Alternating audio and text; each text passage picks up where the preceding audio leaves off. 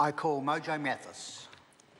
The Green Party is really pleased to be supporting the Wildlife Powers Amendment Bill. We have a biodiversity crisis with over 800 of New Zealand's precious and unique species listed by the Department of Conservation as being at high risk of extinction. Our native wildlife needs all the protection that it can get. So we're supporting this bill because it gives extra enforcement powers to stock rangers. And I would just like to echo the comments that have been made by many previous speakers of honouring the commitment and dedication of stock rangers, many of whom do face, sadly, unacceptable level of abuse while going about their daily work protecting our unique and precious wildlife. But the bill ignores the elephant in the room, which other speakers have spoken about, which is the under-resourcing and underfunding of stock. It's stating the obvious, but if you don't have enough rangers on the ground monitoring and checking what is going on, then all the enforcement powers in the world is not going to make a difference, because there simply isn't anyone on the ground there to do anything about the offences or witness them. We know that smuggling is occurring. We know that it's not getting apprehended, and it's going to take far more to protect our native wildlife than sucking a handful of extra enforcement powers at stock.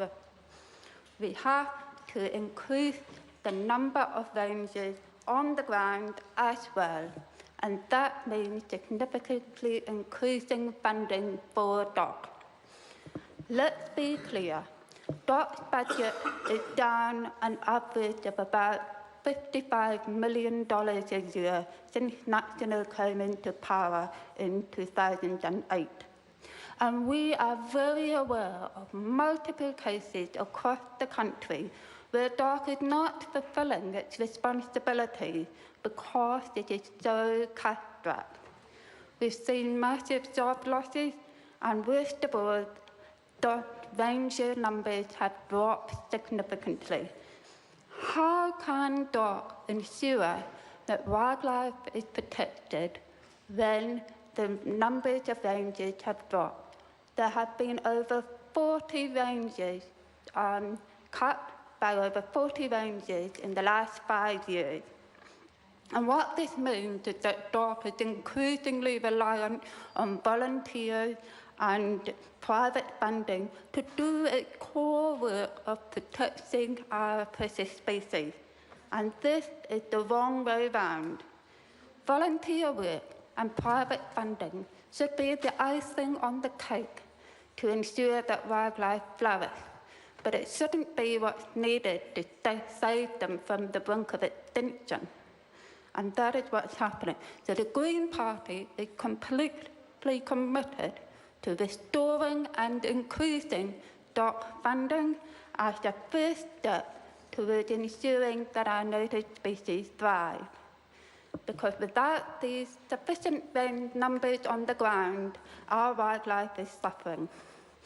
And in addition to restoring DOC funding, we will implement a Taona levy, a levy on tourists entering the country, which will help fund the predator pest control program and make the much-hyped goal of a predator-free New Zealand a reality.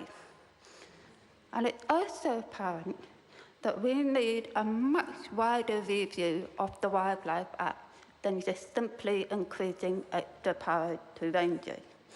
As my colleague Eugenie Sage had mentioned previously, it is hugely frustrating that there is no protection in the Wildlife Act or any of the schedules for any of our native freshwater species.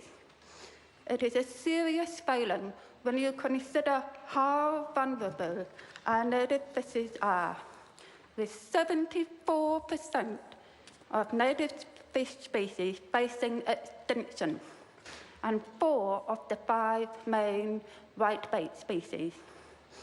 So you have the bizarre situation where we have legal protection for introduced species, but none for our native fish species. And it's hugely disappointing that the government had failed to close this gap to ensure legal protection for our native freshwater species.